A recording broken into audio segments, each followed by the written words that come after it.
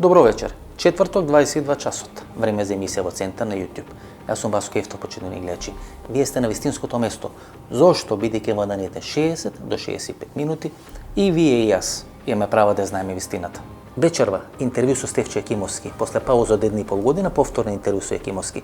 Тој е еден од политичарите чија енергија ми се допаѓа, почитувани гледачи. Отвараме многу теми, отвараме многу прашања, малку иднината, малку минатото, малку сегашноста што ќе се случува на изборите.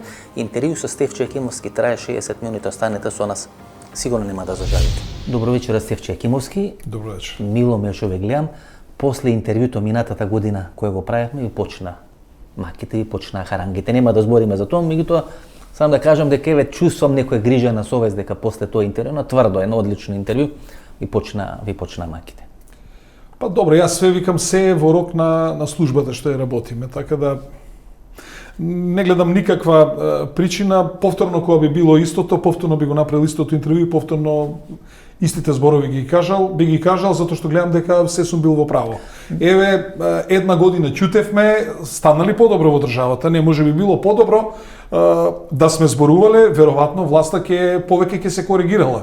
Значи, главниот проблем бевме ние, а уствари нивните другари ги собори, Бог ги собори другари. Практично непријателот не сум бил јас или на мене сличните им бил Бог и, односно тие со кои што се дружеле. Скроз погрешно, како да кажам, таргет за непријател одбрале. Затоа што сегде опозицијата е коректив. 30 години, 30 години сте во политиката. Так. Сте поминале сито и решето. Так. Сте смениле многу коалиции, сте смениле многу партии. Многу минанели кои ви се непријатели велат сега да го прашате Стефче кој ќе победи на изборите, ќе рече нашите бидејќи со сите коалицира. Да. Дали ќе победат нашите? Не е така, мора објективно да се гледа на работите. Ова влада нема никакви резултати, освен на предавството за кое што треба да се срами во врска со името, со идентитетот, со нашето национално малцинство во соседните земји, во врска со јазикот, со идентитетот, како што реков, па и сега сквернавањето на историјата, за кое што треба се срами, таа се фали, нема ништо друго што да каже и приказната НАТО ЕУ, тоа е како да ви кажам, како она песничката брза и брза прваче што мора да знаеме секој во училиште, нити резултати на економски план, нити резултат на развој на демократските капацитети на ова општество, нити институционален капацитет да се покачи, за судството и обвинителството, значи правосудниот систем да не зборуваме, значи нема поле каде што се однесува до инфраструктура, до проекти и така натаму. Слушам 1000 километри направиле патишта. Знаете дека 1000 километри до Љубљана. Кај е патот до Љубљана да го видиме? Добре, Јакимовски, вака кога слуша човек, ова кога говорите, сте многу посугестивен и од Мицкоски, од целата екипа на Мицкоски. Зошто ве нема на листа? Зошто, например, на некому пречи Стефчо Јакимовски? Еве, вас ве нема, Страшо Ангеловски го нема, одма конзервативни, како сам рекол. Гледате, одредени тешкаши кои се реално имиња во македонската политика, во македонската јавност. Вие и сами победивте на избори, значи Гром во еден период имаше шанси да биде трет политички субјект. Ве фатија во ножици, ве фатија во макази, што се вели, успеа да ве растурат Панчо Минов и така натаму. Зошто ве нема на листа? Ова енергија јас не ја препознам кај било кој друг од редовите на ВМРО ДПМН, сега зборам за овие што се носители на листа. Знаете што, вие сте во право. Мислам дека моето присуство во парламентот ќе внесеше голема офанзивност во пратеничката група на сегашната опозиција, а веројатно идната власт, затоа што јас секогаш зборувам со аргументи. Например, и 2016 кога ја бранев тогашната влада, имав аргументи. И денеска кога ја напаѓам оваа влада, јас имам аргументи. Секогаш јас зборувам со аргументи, но мислам дека дел од сценариото што го направија околу мене како опасност на оваа влада, значи во некој дел им успеа да да наметнат во јавноста со приказ на Стефче има 83 стана, да најдат било каква причина за моје приведување, апсење и така натаму. А имате ли 83 стана, нели? Вицоте Стефче на Сито Карпош им вика добар ден комшија. Нели, бидејќи во секоја зграда имате по еден стан и сте можеле на секој, нели, што е од Карпош жител да му рече добар ден комшија. Имате ли 83 стана? Значи тоа е таа нивна пропаганда, тоа нивни глупости, нити стан, нити бутур, нити било што. Значи тоа е таа страшна пропаганда што ја наметна, како што наметна дека некој изнел од земјата 5,5 милиарди од Република Македонија, става бројченик и така натаму, се тоа фарси што го направија на овој народ, за да и колку што знам, Стефче Акимовски беше посебен проект за рушење и на локално ниво и на централно. Од кого? Видите, доаѓаме до суштината на работите. 2013 година е клучна година. Значи 2013 година Бранко Цренковски одлучува да ги бойкотира тогашните локални избори. Вие не сакате, не согласувате со тоа, не согласува тогашниот градоначалник на Кумана господин Дамјановски, не согласува Зоран Заев, меѓутоа единствено вие истрчувате и одите. Граѓаните на Карпош не се согласуваа. Јас ги слушав они што зборува. Ова не е флоскула, ги слушав граѓаните, и туку вработените граѓаните испадна дека сум бил во право, затоа и победив, да. Меѓутоа, кој е сценарист на овој проект против вас, велите има проект против вас, Бранко Цренковски или Зоран Заев? Бидејќи вие бевте со Зоран Заев потенцијални наследници на Бранко Цренковски, така ве доживува во партијата, вие бевте донесени. Јас не сум се доживувал никогаш. Меѓутоа Заеви ве доживува како наследник на Бранко Цренковски и многу од луѓето блиски на Заеви има најголема негативна енергија кон вас. Кој е автор на овој проект против вас? Заеви или Цренковски? Не, мислам дека е малку пошироко. Кој? Значи не само од Социјалдемократскиот сојуз, туку и надвор од Социјалдемократскиот сојуз, вклучувајќи значи дел и од странските замешателства во Република Македонија, имајќи во предвид дека ќе се менува име, ќе се оди на референдум и така натаму во тој поголем проект, значи се што може да смета на тој пат да биде елиминирано. Добре, Акимовски, ако сакате можеме. Но очигледно како да кажам, јас пружив сериозен отпор без разлика на колку тоа они се обидоа силно да удрат врз мене. Значи тука беа вклучени и државна безбедност, и јавна безбедност, и обвинителство, и судство, и партиски структури и така натаму. Така значи тоа е неедноставно ти да се бориш против институции. Сепак држава е држава. Се согласувам. За судскиот процес по изборите ќе направиме на посебна емисија, нели кога ќе заврши целата таа работа да не вршиме некоја влијание. Меѓутоа, 2013 година е клучна година. Ретко кој му се спротиставил на Бранко Цренковски, па дури ни Зоран Заев немаше храброст јавно да му се спротистави на Бранко Цренковски. Вие му се спротиставувате на Бранко Цренковски и одлучувате да не ја почитувате одлуката за бойкот. Так. Што се случува во тие неколку дена, таа 2013 година? Свесен ли сте што сте направиле? Свесен ли бевте дека и може да има последици така натаму и така? И имало ли средба со Бранко Цренковски, кој тогаш, видите, тогаш Бранко Цренковски беше некрунисан лидер на СДСМ, сите полуги ги имаше на власта во таа партија. И без разлика што ги изборите, ако сакаше да остани, ќе останеше, никој не можеше да го мрди. Тој е икона на СДСМ. Јас сум имал респект кон Бранко Цренковски и како председател на Социјалдемократскиот сојуз и како поранешен премиер, бил премиер во влада во која што јас сум бил член и нормално секој што бил председател во оваа држава, јас имам респект, вклучувајќи го и Бранко Цренковски, и со такво должно почитување во целиот тој временски период се однесува, дури на последната средба во која што се обидов да се разбереме најчовечки, најкоректно, и мислам дека мојата одлука да ја донесам превагна моето искуство. Во тоа време јас имав 53 години. Би се заканили Бранко Цренковски дека ќе лежите затвор? Да. Ако не почитувате него, ќе завршиш како Љубе Бошковски. Тоа ви каже Бранко Цренковски. Да, имаше и тука околу него некои суфлери и така натаму, зошто би требало да како Љубе Бошковски? Зоран Јованов или Да, Минчев беше Зоран Јовановски, синот на Бранко Цренковски и така натаму. И јас им одговорив дека јас сум длабоко убеден дека тоа не може да се случи. Вика, ќе ти најдеме нешто, викам, како може да ми најдете? Не може да ти најдем и така. Но, како да кажам, тоа воопшто не е битно. За да ја донесам таа одлука, одлучи моето искуство, долгогодишно искуство, да можем да се, како да кажам, да ја донесам одлуката и да се спротиставам на притисокот на Бранко Цренковски. Ако го нема, и го нема тоа искуство, кое што го немаше очигледно Заев, Нити пак Зоран Дамјановски го имаше тоа искуство што го имав јас. Значи на 53 години, татко на 2 деца, дали ме разбирате, со толкаво и искуство во стопанството, и во политиката, министер, градоначелник и така натаму, значи сето тоа ми даваше кредибилитет да можам да му кажам, господине Црвенковски, значи јас ве почитувам, меѓутоа вие во мојот делокруг, во мојот видик, може да влезете толку колку што јас ќе ви дозволам. Ова до тука, од тука натаму нема дискусија. Таа 2013 година, условно речено, има два победници.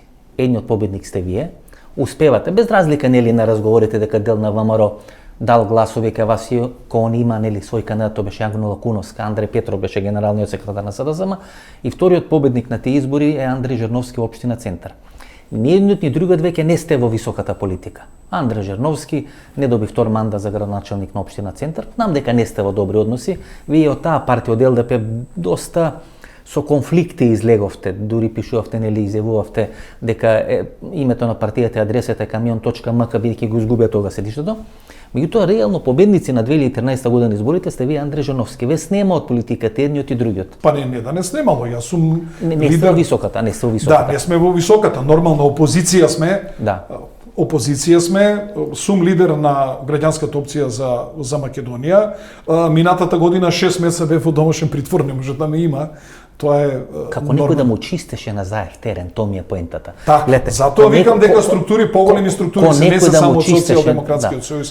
И ова максима што ја кажувате вие, секој граѓанин на Карпуш му кажува добро утро на Стевче, затоа што има стан во секоја зграда, тоа не е смислено од некој си од Социјалдемократскиот сојуз, туку тоа го има смислено пиар агенција која што ќе фати маја кај граѓанството. Зоран Јовановски губи од Зоран Заев на изборите во СДСМ 2013 година. Сите ние знаеме дека Бранко Црвенковски беше, ајде да речеме, заљубен во економскиот мозок на Зоран Јовановски. Го почитуваше, го сакаше така натаму. И во некои сегменти дури го гледаше кој еден премиер на владата. Игор Ивановски Шема, кој е дете на Бранко Црвенковски, се откажува од номинацијата во таа претседателска трка за лидер на СДСМ, вазве нема. И самиот Бранко Црвенковски кога да беше или уценет, или договорен да го исчисти теренот за Зоран Заев. Иако Андреј Петров нели 1 или 2 месеци претходно во телевизиски настапи, телевизиски интервјуа фрлаше дрва и камења против Зоран Заев, дека ги има изневерено, дека ги има предадено, дека ги има издадено. Па во дури дел на бомбите се гледаат комуникации на Заев со структурите на Мјалков, со структурите на Груевски, но како и Црвенковски да беше уценет или доброволно прифати да го донесе Заев за свој наследник. Вака, јас тој временски период не ја пратев толку збиднувањата во Социјалдемократскиот сојуз, но она што можам да кажам бевте член неизвршен или председател. Да, меѓутоа по моето заминување ова се случува 2 месеци по заминување, 3. Имав чувство дека Бранко Црвенковски цело време е предпазлив однос на Зоран Заев и како дочувствуваше некоја опасност од... Мислите му се плашеше? Па не да му се плаши, но чувствува некоја опасност од Зоран Заев, затоа што Зоран Заев градеше структури по општинските организации. Значи градеше структури... Се подготвуваше. Да, се подготвуваше и градеше структури по општинските организации. Јас, например, никогаш не сум градел, ниту сум размислувал на таква работа да имам структури во општинските организации. Значи, он имаше структури во општинските организации и на Црвенковски ќе му беше доста потешко тие структури да ги како да кажем, да ги неутрализира, но мислам дека во тој временски период имаше сигнали од надвор дека треба палката да му ја даде на Зоран Заев. Но по моје длабоко убедување, таму политички најписмен е Игор Ивановски. Значи, за стабилноста на Социјалдемократскиот сојуз, сигурно дека вакви екскурзии, испади и така натаму, сепак во политиката најдлабоко има навлезено Игор Ивановски и мислам дека тоа е голема штета за Социјалдемократскиот сојуз. Има некој најави дека може да се врати во високата политика, дали ќе се осврат или нема да се осврат, ќе видиме. За кого мислите? За Игор Ивановски Шема, ќе видиме дали тоа ќе се осврат. Меѓутоа, гледате, и Зоран Верушевски застанува за Зоран Заев. Тоа е една мокна структура во македонскиот политички разузнавачки амбиент и таа комуникација помеѓу Верушевски и Заев ја предизвикува таа криза кај што паѓа Никола Груевски со вистината за Македонија. Не може Зоран Верушевски да се спои со некој Зоран Заев со кој не се виделе во животот, освен ако не постои проект. Очигледно дека тој проект, вистината за Македонија, постоел, одбран е човекот кој може да заврши таа работа. никогаш тие не бираат силни луѓе, како да ви кажам, со свој интегритет, затоа што силните луѓе со свој интегритет можеби ќе прифатат 1, 2, 3 чекора да одработат за договорот, но во даден момент ќе кажат чекај ова е премногу и ќе се повлечат, значи они бираат човек кој што се што треба, што се вели до даска ќе заврши и практично е одбран таков човек кој што сите операции треба да ги заврши до крај. 2011 година е клучна за македонските разврски. Таа 2011 година или 2010 година декември Заев е давал на изјава во Ландово ке ади живи луѓе и така натаму и така натаму. И јануари 2011 година заминал на некој студиски престој во Америка, а еден месец подоцна во Америка на средба со Бајден и со Хилари Клинтон и Никола Груевски. И тука како да се определува таа 2011 година разврската, политичката разврска во Република Македонија. Кариерата Никола Груевски, иако победува на наредните избори, оди надоле, кариерата на Зоран Заев, условно речено, оди нагоре. Заев е премиер, Никола Груевски сега во екзил или во добро, Никола Груевски победи и 2013, победи и 2014. Иако победи, кариерата 2014 со нашиот еден пратеник, во тоа време ние значи имавме 63. Потоа Линија на Поповска и Павле Тренов ја напуштија владата и падна на 61, имавме 63 и заедно со ДУИ ние правевме 80 пратеника, значи имавме двотретинско мнозинство од 2014 година. Таа 2011 година е клучна. Тамо е. Јас мислам одењето во Америка. Во Америка, не едниот и на другиот. Да. Мислам дека е клучна и дека тогаш е и нормално за такви големи преврати, сепак Груевски стоеше многу стабилно. Неговата стабилност извираше од резултатите кои беа на терен, значи смисли ја приказна воздухот, смисли ја приказна криминалот, кој што фаќа кај секој, значи тоа се имагинарни теми, 5,5 милиарди украдени, тоа кај секого го фаќа маја и значи со една таква приказна, плюс со бомбите, вие видовте, во бомбите што можевме да слушнеме?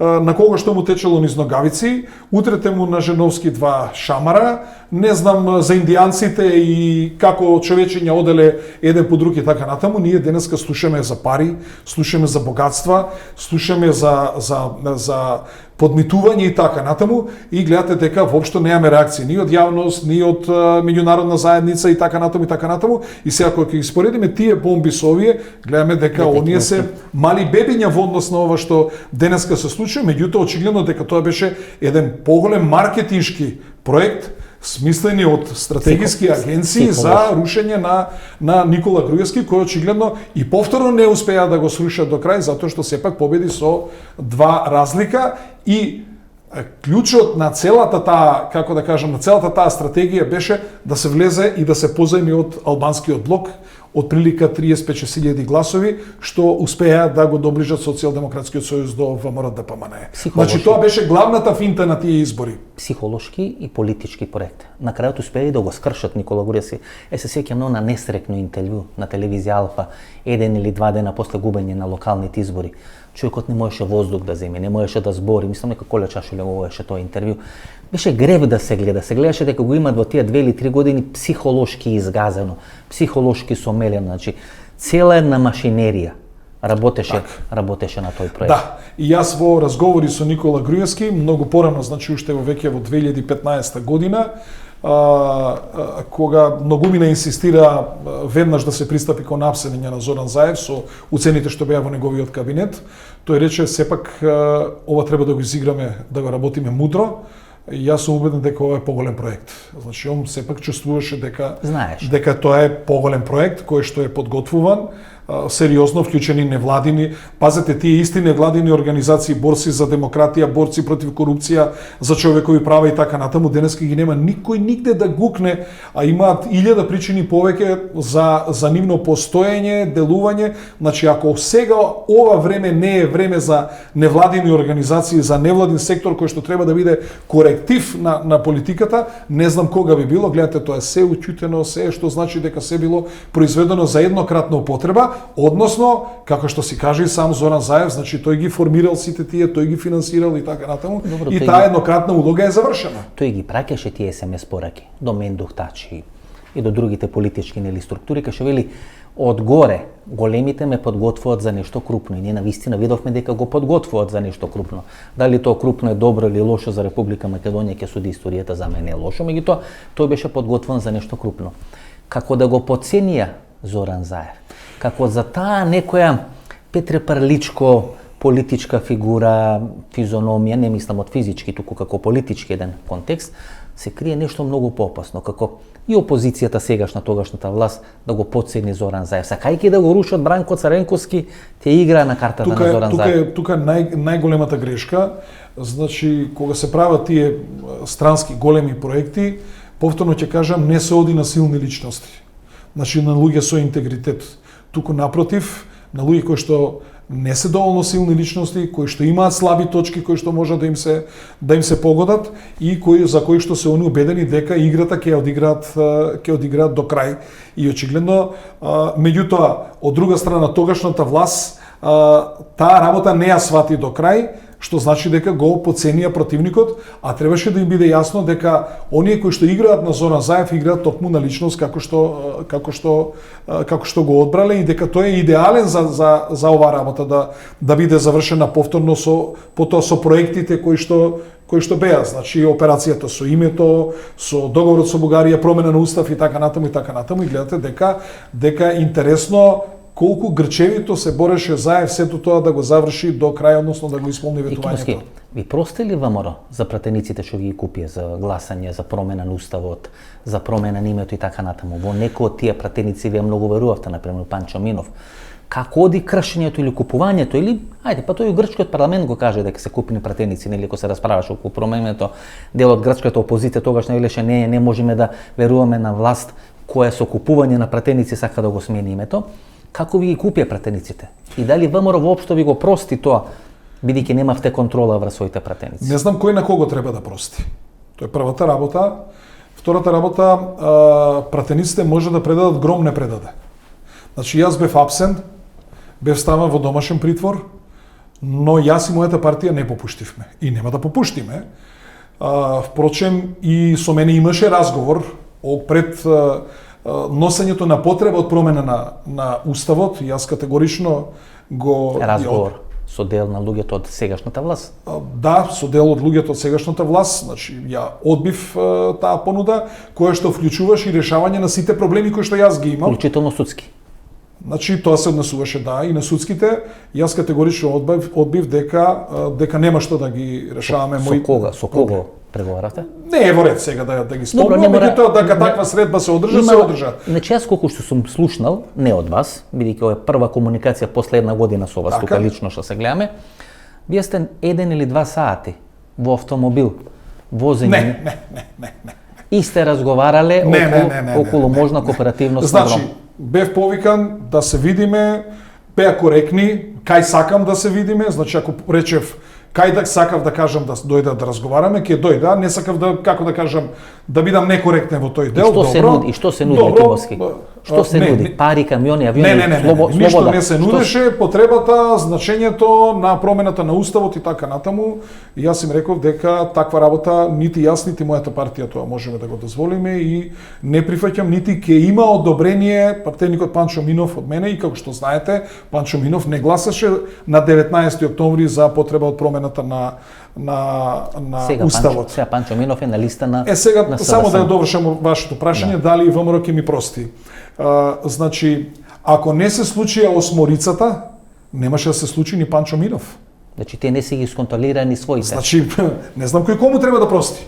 Значи, ако не се случија осморицата, предавството од осморицата, Панчо Минов ќе беше воопшто небитен во таа работа. Второ, ако не се случеше смена на подпредседателот Митко Јанчев, со кој што Панчо Минов е многу близок и кој што има огромно влијание, кој што јас го немам врз Панчо Минов, јас имам како лидер, меѓутоа нивните се двајцата квадарчани кои што секојдневно живеат и така натаму. Во тоа влијанието врз Панчо Минов од страна на Митко Јанчев беше огромно, што значи и он беше член на ВМРО ДПМН, што значи дека влијанието од таа страна и сите тие работи што се случија влијае да огромен притисок има кај Панчо Минов.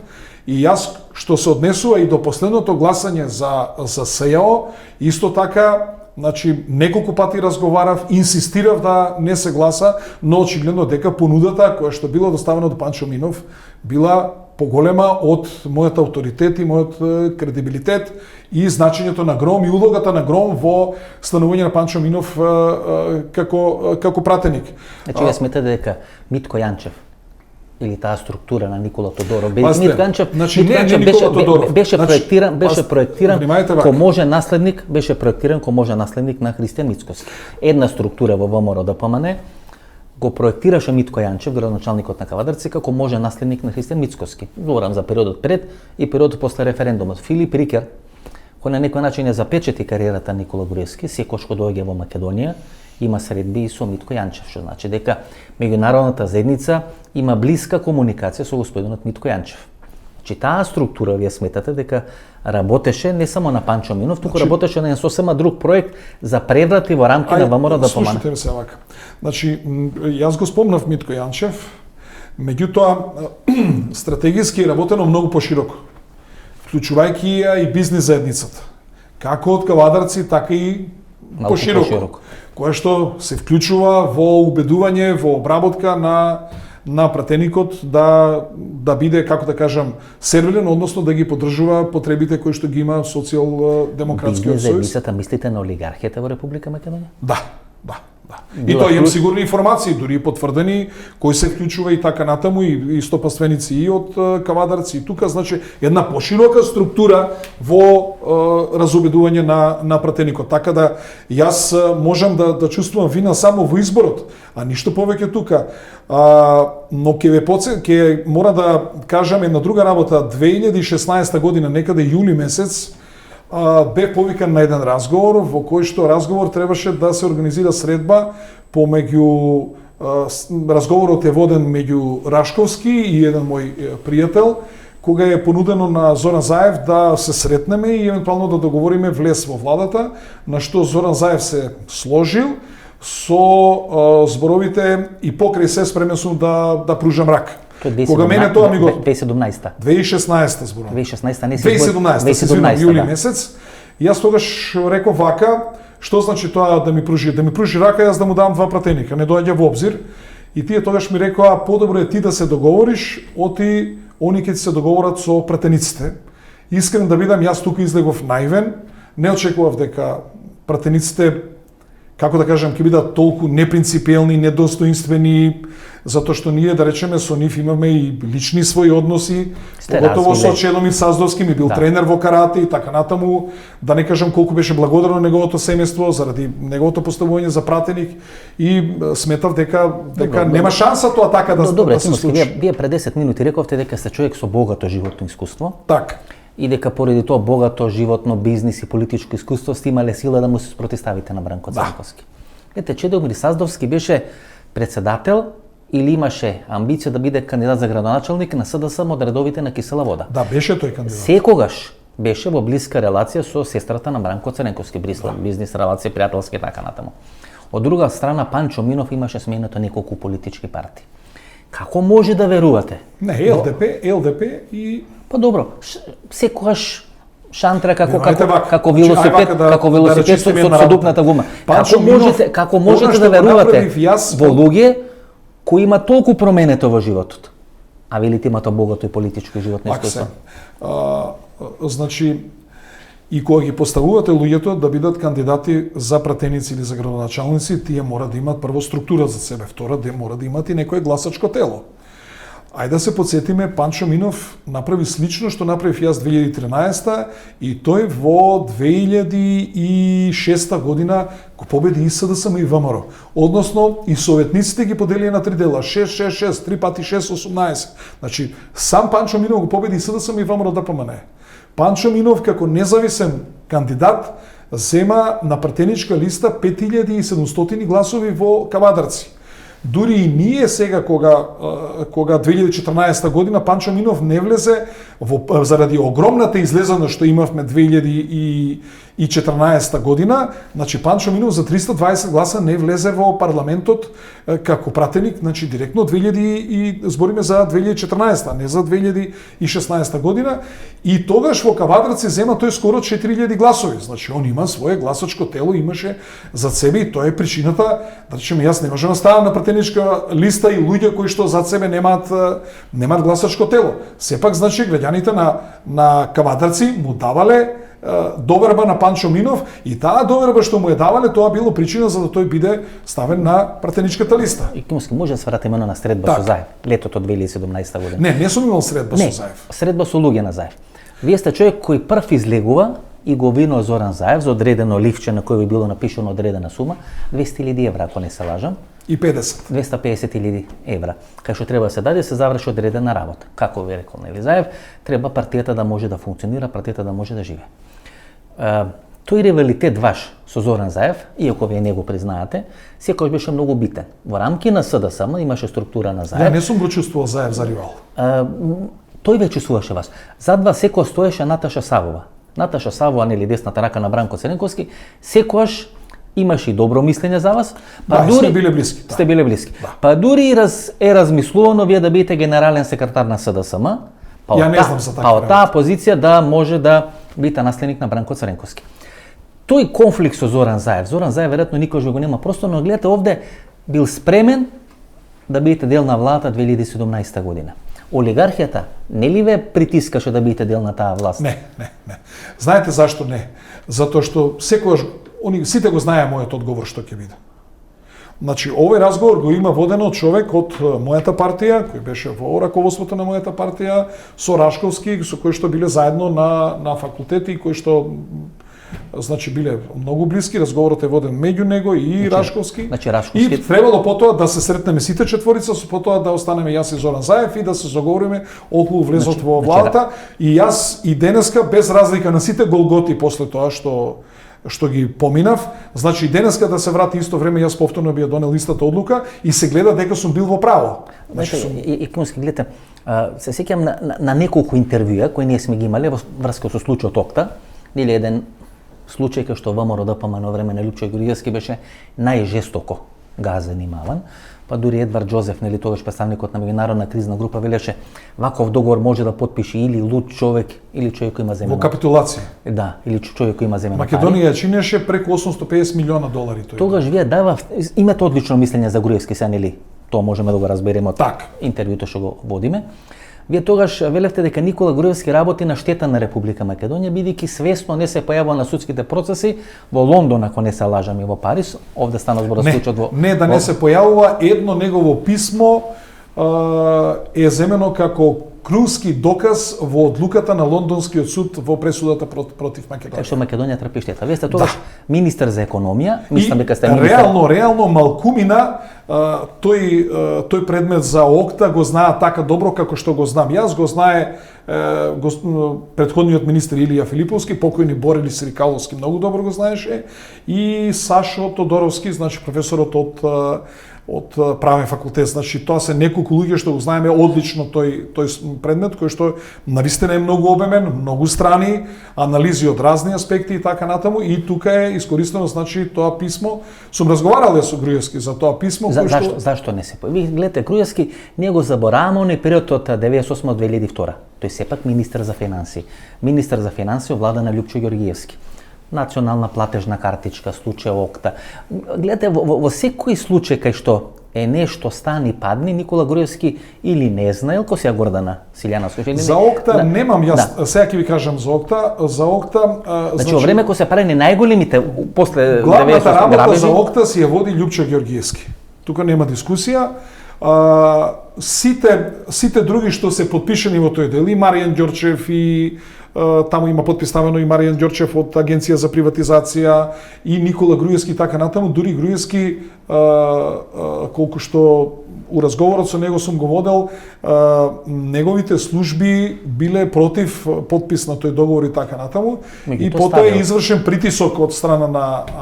И он исто така сметал, меѓутоа респектот кон премиерот, она што вика моите 53 години и денеска кога даваат друга стабилност во тој дел кога се врши притисок и да речеме Груевски како млад министер во тоа време што беше, веројатно не можел да се одопре на авторитетот на премиерот што го имал и го, како што кажува, дека го ставил, ама со не драго срце. Инаку и он што сакам да кажам, и Груевски не е свесен дека тоа писмо е употребено како крунски доказ во пресудата во Лондон. Продаден е Телекомот. Министар за финансија Груевски. 6 стана по завршување на изборите 2002 година. Маса на силни предпријатија. Мислам 3. 3 после нели на две локации беа што се вели. Маса на предпријатија, крупни предпријатија, Мермерен комбинат, Житолукс, Стопанска банка и така натаму, продадени на грчки капитал. Значи грците влагат економски, Бојко Борисов после тоа го користи, вели да бевме паметни, ние ќе го направивме грчкиот модел и тогаш ќе можевме да ја клекниме Македонија, македонците да признаат дека всушност се българи кои говорат на развален, значи на лош бугарски јазик. Значи во време кога е Груевски министер за финансии, има една грчка експанзија кај што ја окупира условно речено Република Македонија на економски план. Не може да каже дека е невин. Вие се тука го браните, можеби малце имате чувство на грижа на совест, човекот е на вистина во екзил и така натаму и така натаму. Меѓутоа тој бил на една власт на Љупчо Ѓорѓевски која донесе, кој доведе до војна. За Стопанска банка не можеме да кажеме дека е лош проект. Стопанска банка беше огромен загубар. Меѓутоа купени се сите, крвотокот на Македонија е купен. Како можеме ние да се противставиме на Грција? Прво се преговараше со Ерсте банка. Видите, лебот е купен. Упатиштата влегоа, во банките влегоа, во Мермерен комбинат влегоа. Значи нема фирма мокне у Македонија како што не влегоа Грција во време на Груевски. Освен со Мермерен комбинат, цементара ја забравивте. Цементара, да, 90. Значи цементара 99-та година се продаде, значи Мермерен комбинат, цементара 99 и Стопанска банка, мислам дека со другите работи не се офајдија, со Житолукс грците не се офајдија и некои така други, не знам, Мевгал влезе во Поспетровец. Не, но беше политички проект. А инаку Стопанска банка беше голем загубар. И јас колку што знам, секоја година државата плаќаше по 200 милиона денари за оние ненаплатени долгови. Поентата ми е друга, ми разбирате поентата. Тоа беше политички проект на грците. Економски да ја окупират Македонија, за полесно да ја скршат и да можеме да осмениме името. И Љупчо Ѓорѓевски признава дека он си имал согласено за име Горна Македонија. Па подоцна грците, ако се сеќавате на средба на Дора Бокојани, посетата на Приштина, тие преку Приштина вршеа влијание тука врз албанските политички субјекти да бидат кооперативни во процесот на промена. Значи тоа беше сериозен грчки проект, за да не се Груевски беше министер за финансии. Не можеме него да го амнестираме од се и се, што без разлика што заврши на еден начин брутално со шарена револуција, проект донесен Зоран Заев, инсталиран како дрон Зоран Заев. Значи тој дел го ја и вие немаме некоја разлика околу Зоран Заев. Напротив се согласуваме со тоа, но овој не можеме да речеме дека е бела рада и дека ништо нема направено и дека правил само добри работи. Видете, секој член во влада, за влада кој што има одредени промашувања и неуспеси, нормално дека е соодговорен со било кој и со премиерот и со целата влада. Така да нормално и Груевски за ако има некои лоши потези во таа влада на Љупчо Ѓорѓевски, секако дека е соодговорен. Например, како и јас што сум бил во владата до 2006 година, за некои лоши потези нормално дека мораш да чувствуваш соодговорност. Повторно ќе се вратам на она прашање за моралниот кредибилитет и стабилноста на личноста. Например, имаше сериозен притисок да го дадеме гасоводот на Мак Петрол. А Мак Петрол да ни ги врати парите, се мислете, да ни ги врати парите што сме ги дале со камата од есконтна стапка што Народна банка по тоа време ги давала парите на банките, а есконтната стапка е многу пониска од она од која што фирмите земале од банките кредити. Јас жестоко се спротивставам. Да, ви имавте конфликт. Жестоко. Имавте конфликт со Мак Петрол. Да. Мислам дека и тоа беше причината зашто ме тргна од Министерство за економија, не можеа да ме скокнат како министер и ме префрлија во Министерство за труд. Значи сакам да кажам, ако имаш кредибилитет, ако имаш доволно искуство, ако не ти е битна функцијата, за работи кои што се непринципилни можеш да се спротивставиш и тоа максимално. И јас се спротивставив во кабинетот на премиерот жестоко. Бранко Цренковски. Да. Значи во кабинетот на Бранко Цренковски. Не беше Бранко Цренковски. Хари Костов. Беше Хари Костов.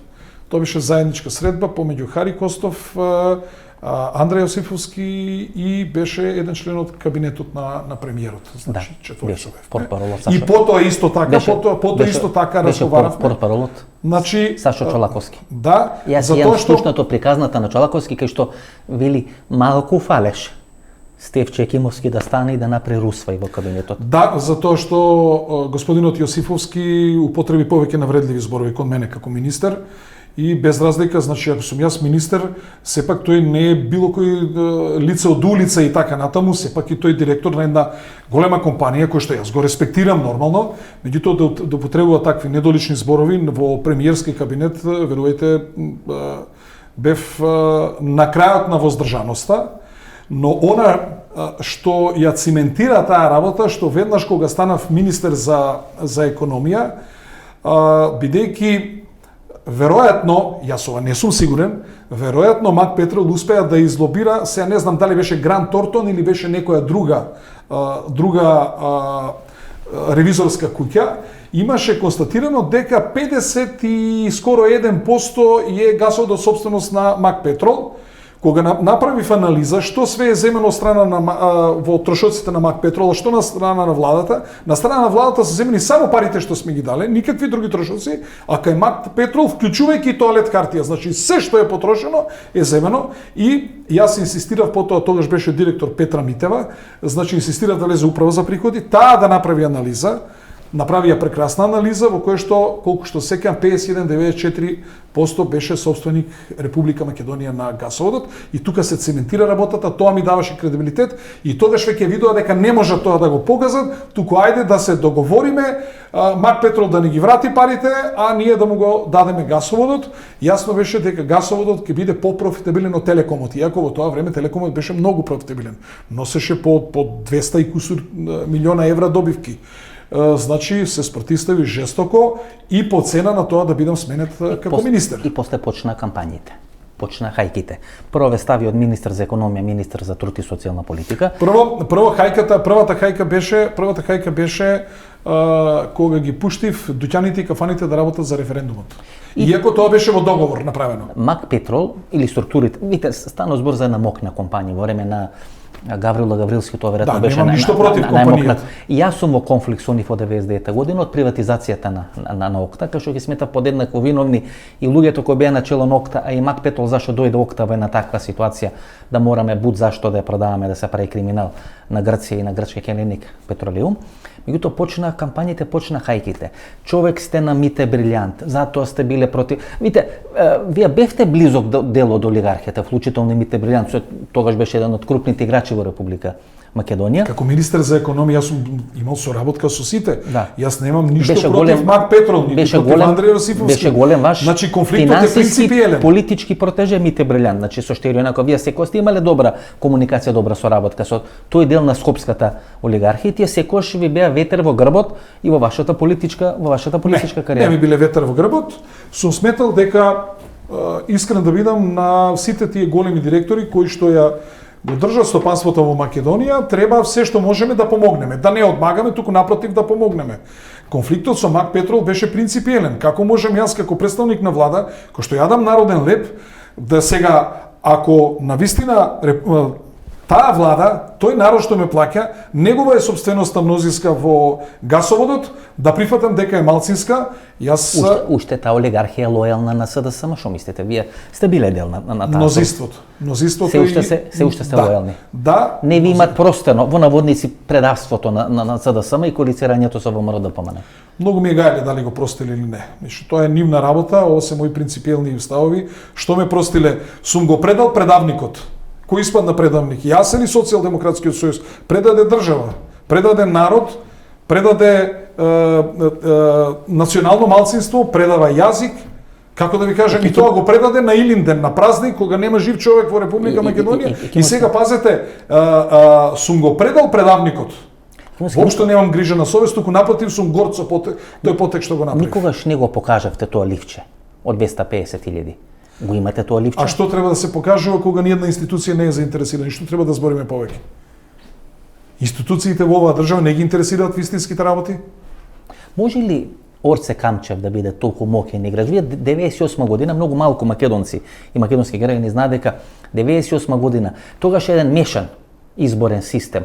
Некаде мнозински и пропорционален. Јас бев на мнозинска листа. На мнозински. Да. Вие се борите со Јордан Орце Камчев и со Данило Глигоровски, од мора да помене. Данило Глигоровски. И се убивме ја и Орце Камчев на терен, што да ви кажам. Се изгазивте. Се изгазивме. Орце Камчев од СДСМ. Од и Данило Глигоровски, тогаш ВМРО имаше многу мала структура во Карпош. Второ, Данило асистент на факултет, веројатно пацифистички многу понастроен, јас бев спремен и физички да се пресметуваме со нивната група, тогаш СДСМ власи. Беа најбрутални избори. Така, најбрутални, таму екипата ја водеше Еско Ракиќ, Киретип и така натаму. Значи, ние се убивме на тебе, ако се сеќавате на Орце, тогаш му го запали джипот и така натаму. На Данило Глигоровски малце тука од Козлет и од Зорле ќе се спуштеа до кај бензинската пумпа, ќе залепеа некое плакатче и ќе избегаа навечер, толку беше. И победи. Данило Глигоровски салата не направи и мене и Орце, така да. Видите, тоа се многу клучни избори. Подоцна Орце иначе тогаш беше председател на млади на социјалдемократска. Подпредседател Радмила Шекеринска беше председател. Да, она фотографија кај Орце Камчев во кратки панталончиња со Радмила Шекеринска нели со Бранко Ценковски, а Данило Глигоровски ако не е напуштен. И тогаш ќе ви кажам, значи за во вториот круг татко му на Орце беше тогаш во ЛДП со Гошев да разговара, дојде да разговара, не присуствував јас на разговорот, но му ставив јасно на знаење на Гошев, немој ни случајно да помислуваш дека ќе сакам гласови да давам на Орце Камчев во втор круг, значи ни случајно немој да. Тоа беше ЛДП, Демократска партија и на реформаторите на Андов, реформските сили беа споени во ЛДП. Либерална, да, се спои со ЛДП. Да. Сте биле ли член на социјалистичка партија? Не, никогаш. Бидејќи имаше такви, дека сте биле близо на почетокот на плурализмот во Македонија, дека сте имале блиски релации со Љубисав Иванов Зинго, социјалистичка партија. Не.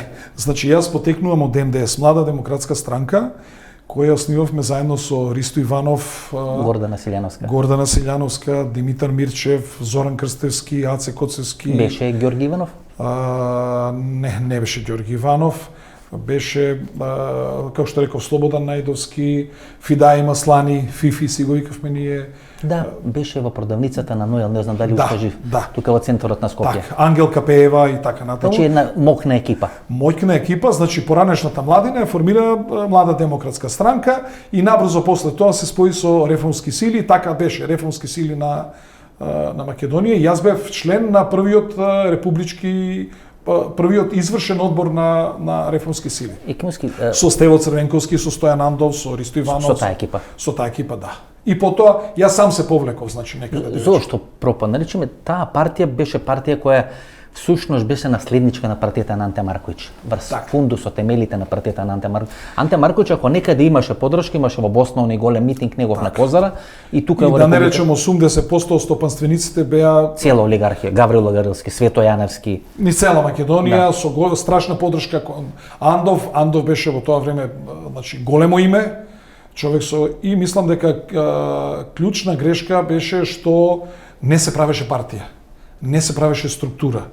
Се мислеше на држава, да се прави држава, за тоа време Бранко Црвенковски се потруди што е можно повеќе луѓе да напика да вработи во администрација и така натаму. Ја не верувам дека реформски сили, тогашна или либерална партија, нема 50 луѓе вработени во владените институции, да за тоа време, да речеме, Социјалдемократскиот сојуз и илјадници луѓе вработи во администрација, направи структура и така натаму, и практично кога излезе од власта 96 година, значи со малку членство, веднаш олигарсите, односно луѓето одма си се сменија, што вика еден познат стопанственик, прескакај го ограду, одма си ја прескокна оградата од друга страна, така да либерална партија остана и без финансиска подршка од тој дел од стопанствениците, но во исто време и без своја партиска инфраструктура на која што не се работеше на развивањето на партиската инфраструктура, и практично партијата ја држеше цело време Ристо Иванов, додека Андов си се бавеше со големата политика. Вице-премиер и министер за економија.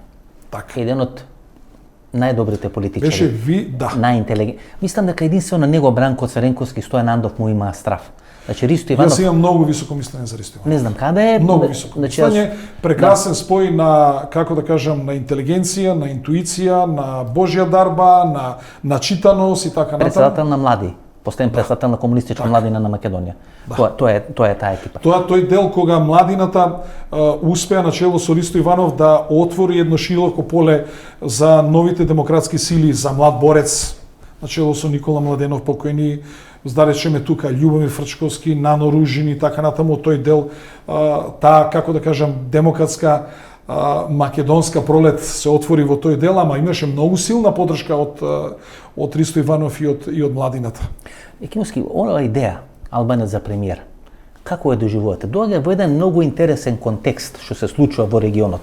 Ние гледаме дека врие во регионот, а бога ми врие во светот. И не само поради пандемијата со корона. Најнормално ја чувствувам. Избори во Америка. Најнормално ја чувствувам. Ако, како што се случи во Србија, Дачиш да биде премиер и да се случи таква работа, тоа би траело многу кратко. Тоа би траело многу кратко. Што би значило тоа? Јас... Влез во некое прекројување на Балканот, влез во прекројување на граници на Косово, може би Македонија. Видите, ако сега го анализираме моделот на промена... Таа е многу тешка работа, ќе ви кажам вака. Доколку во таква ситуација се обидат македонскиот политички блок да се групира, односно да има, како што предлага Заев, позајмување на пратеници од едната на другата партија, тоа на дебатата тоа со ќе Христо води Мицкоски. директно кон поделба на Македонија. Тоа е многу опасна работа. Како вели Заев? Ние имаме 55, вам има 48. Значи таа е многу опасна работа 6, вас ви да треба вие 13. во таква ситуација на природен начин не се формира влада, туку да земете да позајмувате вештачки, односно и тогаш излегувате дефинитивно со една предрасуда кон една етничка заедница во Македонија и мислам дека тоа дава силна поддршка на обидот за поделба на Македонија. Тоа е многу опасна работа, но само ако сакате да довршам, значи она што јас мислам, кај мене нема никаков проблем за премиер Албанец. Мислам дека шансата да биде премиер Албанец ја пропушти Руфи Османи, па и до некаде Имер Салмани. Барак Обама, македонски Барак Обама. Така, Имер Салмани покажа со гласови 60.000 македонски гласови на председателски избори. Гевгелија гласаше за него. Меѓутоа, потоа малце ја сврте реториката по десно. И пропадна. Така, Руфи Османи кој во парламентот покажуваше извонредно познавање на економијата, добар реторички и така натаму, и потоа и тој отиде во десно, значи тука практично. Што се однесува до господинот Насер Зибери, да речеме кога јас би требало да бидам во коалициона влада која треба да одлучува дали да биде поддржан господин Зибери за премиер, јас ни случајно, значи не би учествувал во таква влада. Зошто? Прво затоа што го поддржа сестрано договорот со Бугарија, затоа што сестрано работеше на смена на името, на промена на уставот, значи тие три клучни работи тој работеше. Прв воспоставува комуникација со Али Ахмети, со посредство на ОПСЕ. Тој, ако не се лажам, така, тоа се клучни работи. Рамадани. И последната работа нема никаква понуда за сите граѓани во Македонија, вклучувајќи ги македонците.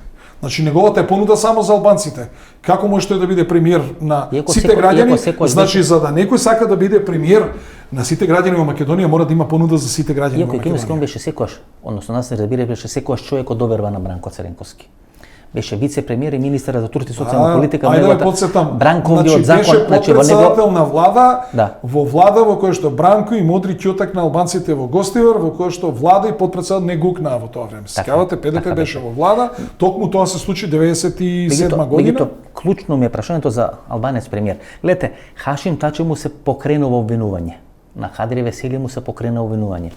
Рамош Харединај е трнат од политичката сцена. Дали не сметате дека е дојдено време за политичка пензија на Али Ахмети? Гледате, Зоран Заев може да биде ваков или онаков, но не е некој кој не слуша. Значи не е некој кој би можел да се спротистави на меѓународна заедница.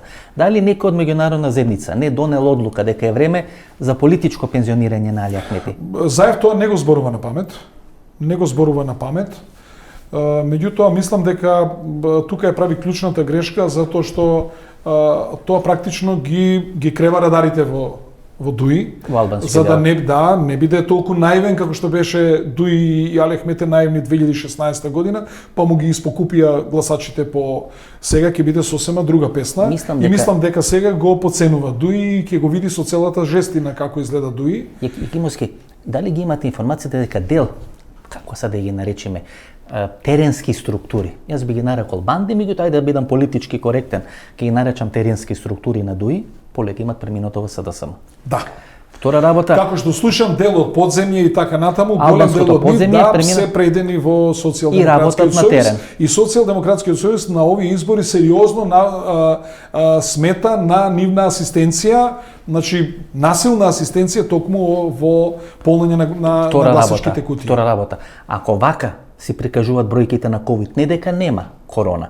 Меѓутоа, било која влада, гледате и владата на Вучич, па и владата во Хрватска, свесно ги намалуваа бројките во предизборната кампања. Овде мислам дека е различно, дека намерно се зголемуваат бројките, да се предизвика страф кај населението. Прво, помалце македонци да излезат да гласат. Второ, голем дел од администрацијата да се плаши да оди тамо во Студеничен и Липково и така натаму и така натаму. И луѓе на заев да бидат на избирачките места да можат да прават тоа што треба да се прави. Значи, дали има стратегија во тоа? Да.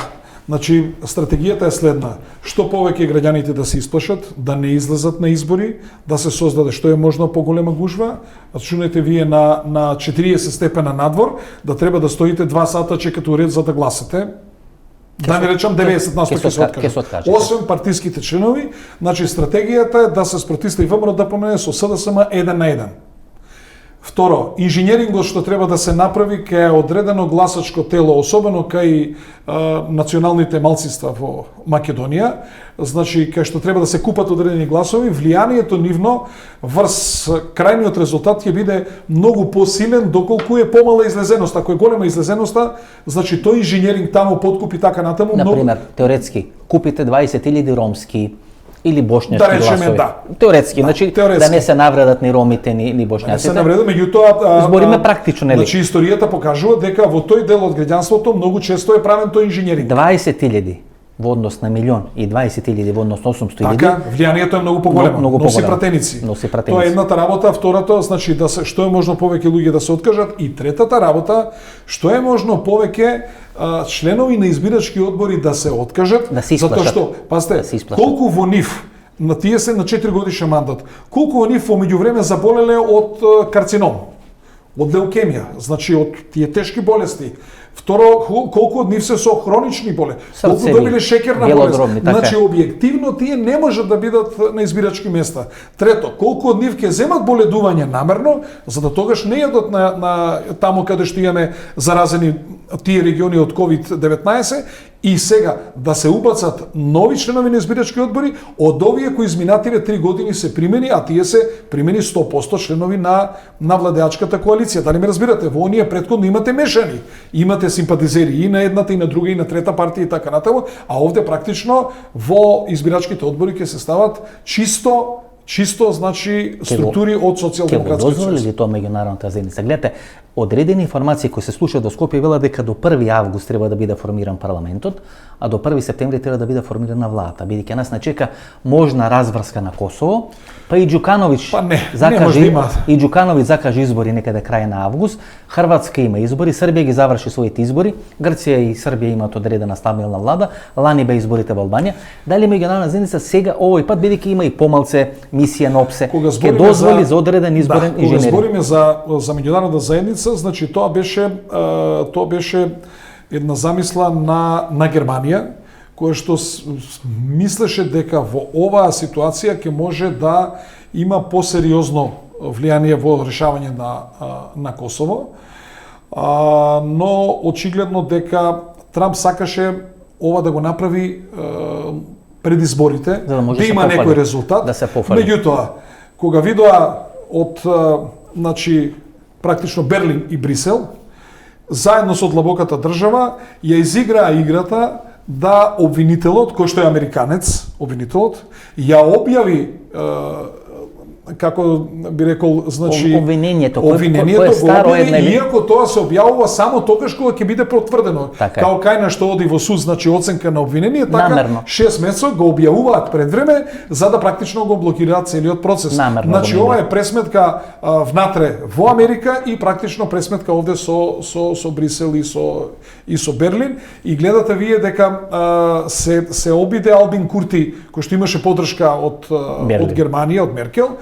Меѓутоа се виде практично пак кој е газда на брзина беше сменет и сега оваа работа значи ја блокира целиот тој договор евентуално за Косово, што значи дека брзањето сите земји на Балканот да имаат влади ради ситуацијата на Косово, мислам дека Кимовски, не е точно. Иако му фрлат гума за спасување на Заев, анкетите, посебно анкетите на NDI, покажуваат предност 3,6%. Вие сте оптимист дека опозицијата може да победи? Добро, што очекуваме ние? Тие што го донесува на власт во Македонија, очекуваме да нивните анкети покажат дека ќе изгуби? Дури на анкетите на Vision Market, која е блиска до ВМРО-ДПМНЕ, некој се објавува во МКДМК, покажуваат предност на коалицијата на СДСМ, 1,6% во однос на коалицијата на ВМРО-ДПМНЕ. Значи на сите анкети има блага предност од 1,6 некаде од 3,6 коалицијата на СДСМ. Вие сте оптимист, што можеме, крај на разговор ние, саат време разговараме, што можеме да направиме како проценка? Вие очекувате дека опозицијата ќе победи? Да, јас очекувам опозицијата ќе победи најмалку со 5 пратеника, 5 и повеќе пратеника разлика, затоа што ден на ден се гледа дека работите се разбиструваат. Понудата кон граѓаните е апсолутно слаба. Практично Зоран Заев и СДСМ исполнија тоа што не ветија, а тоа што ветија не исполнија. Замислете, во спотовите имаме план за ковидот. Можете замислите. Добре, Кимовски. После 4 месеца вели имаме план за ковидот и ова што се однесува на овие објавени снимки, овие материјали, немој да мислите дека нема сериозно влијание врз гласачкото тело. И те како има сериозно влијание. Јас мислам дека бомбите, мое мислење, че не мора да се согласиме, мое мислење дека бомбите ги демотивираат неопределените гласови и неопределените гласачи. Така. И дека ако на некој му одговара пуштање на бомби, им одговара на СДСМ. Може би малку несвесно опозицијата влезе во тој филм и тие да пуштат бомби, вие ќе гледате бомби на една, бомби на друга страна, вие сте неопределен гласач, 35 степени, има коронавирус, кречите, па преку глава ми и од едните и од другите, бидејќи им досади едните и другите, сега да бидеме реални, овие 30 години и СДСМ и ВМРО им досадија на поголем дел македонски гласачи, на ниска излезност, СДСМ е фаворит на изборите. Тоа сите анкети го покажат. Вака да ви кажам, значи, ако македонското гласачко тело во бомби во кои се објавува мито, во кој што се збори за 8,5 милиона евра нечие богатство, а се пријавува ништо во анкетните листови, во кој што се збори за корупција и така натаму, тие бомби не им значат ништо. Има бомби за двете страни, знаете. Од друга страна има се сретна со Орце Камчев. Орце Камчев сум благодарен бидејќи ни помогнал. Орце Камчев е персонификација на криминал и корупција во Република Македонија. Значи бомби има за двете страни. Со бидом многу е тешко да бидете во средина меѓу црно бела ситуација. Не се обидовме да разговараме и ајде да откриеме што е империја. Дали навистина има тамо криминал или е тоа исконструиран случај за да некој биде ставен во затвор за да потоа биде рекетиран? Пазете, бројка 2, 3, 4, 5, 6, 10 милиона, тоа не е смислено во главата на еден човек. Тамо е цела олигархија. Значи тоа е цела, како да кажам, и тамо е цел концепт направено. Значи ниту еднаш ние, ајде да видиме, да отвориме што е империја. Што е толку големото зло?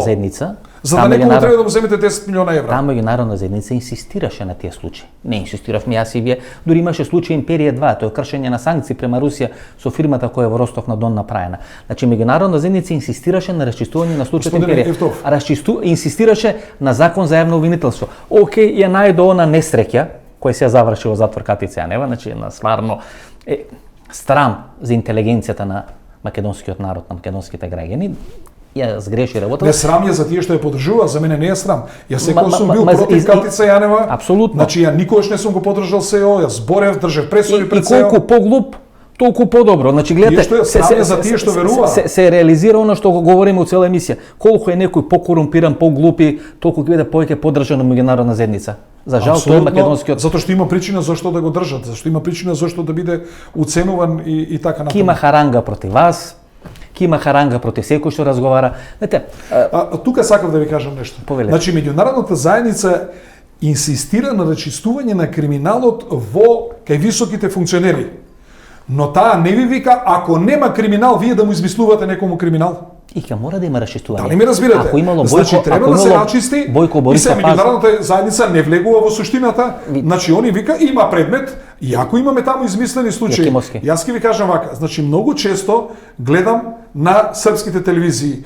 Тужилаштво се повлачи од поступка ток и ток због недостатка докази. Кога во Македонија ќе се случи да искочи обвинителство и да каже се повлекуваме од тој предмет зашто немаме доволно докази. И тогаш е задоволена правдата. Значи правда и кој ќе кажеш испитавме све, ако има некои дополнителни докази, донесете ги, ние констатираме дека овде нема. Тоа е правда, а не е правда вие по секоја цена некому нешто да најдете и така и меѓународната заедница треба да биде задоволена. Не е тоа правда. Не е тоа задоволување на потребите на меѓународната заедница. Така не функционира правна држава. Така функционира политичка освета. Јакимовски, сме имали добри и лоши моменти. И мене ми е жал што ваква енергија што гледам кај вас, не гледам во опозицијата.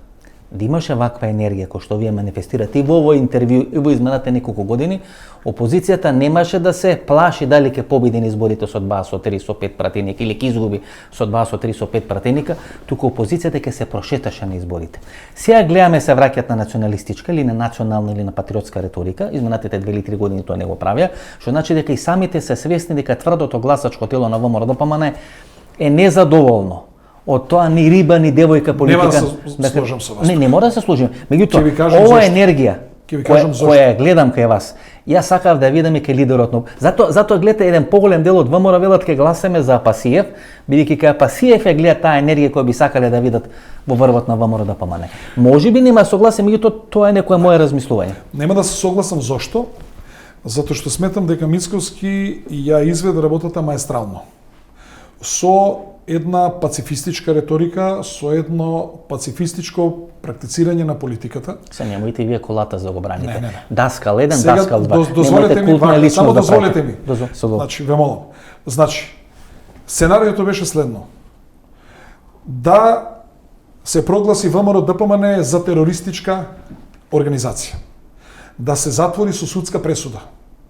Да се докаже дека се финансирала нелегално, да се одземе целиот имот и најмалку 300 души да се стават за решетки. Со меѓународна изолација, со лоша репутација, кај сестринските партии и воопшто во меѓународната заедница како партија. Ај сега да се вратиме наама. Значи, Христијан Мицковски го дигна угледот кај меѓународната заедница, значи не дозволи да го одземат имотот, пресуда ВМРО дека е терористичка, затоа 27 април го прогласија за терористички чин.